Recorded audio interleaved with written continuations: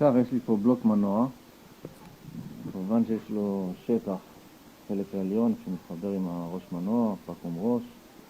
אני רוצה לדעת אם צריך לשלוח את הבלוק הזה לחרץ שיעשה לו שטח.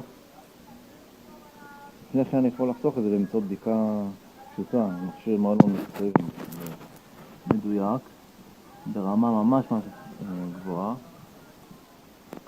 ויחד עם משהו פשוט, מד עלים זה נקרא. לקחתי פה מידה ממש נמוכה, 0.05, וזה אפילו מתחת ליצרן, ואני מנסה להעביר את המד עלים בכל מיני נקודות במנוע, ולא עובר בשום מקום, בכל הצורות. גם אם אני אשנה בצורה הזאתי, ככה באלכסון, ישר, לכל הכיוונים. לא עובר. זאת אומרת, השטח של המנוע זה מצוין.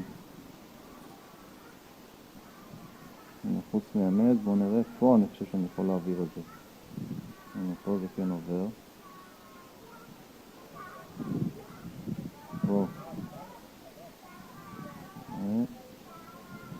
קצת קשה לו, זה גבולי, אבל המידה הזאת היא בסדר. אם זה יותר מ-10, 0.10 מילימטר, אז זה כבר צריך לשלוח לחרץ, ו-0.5 לא נכנס, אם כי לפעמים טיפה.